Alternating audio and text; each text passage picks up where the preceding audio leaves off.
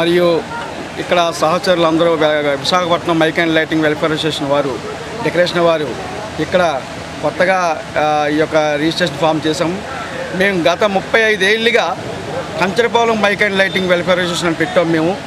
ఎందుకంటే మాకు చిన్నది ప్రతి ఒక్క సంఘానికి గుర్తింపు ఉంది, కానీ మా సంఘానికి గుర్తింపు లేదు.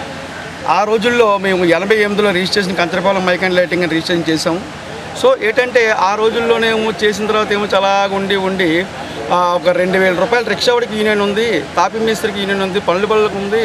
మనం లక్షలు ఖర్చు పెట్టి వ్యాపారం చేస్తున్నాం, మనకు యూనియన్ లేదు.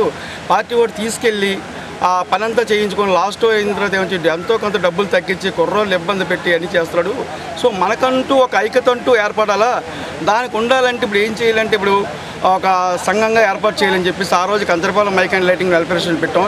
ఇప్పుడు ఏంటంటే స్ట్రెంత్ పూర్వకంగా విశాఖపట్నం మైక్ అండ్ లైటింగ్ పెడితే ఇప్పుడు కంచరపాలెం మైక్ అండ్ లైటింగ్ సాలదు కాబట్టి విశాఖపట్నంలో ఉన్న వాళ్ళందరూ కలిపి ఈ యొక్క సంఘాన్ని స్థాపించి అందరినీ మళ్ళీ సభ్యులుగా చేసుకుంటున్నాము.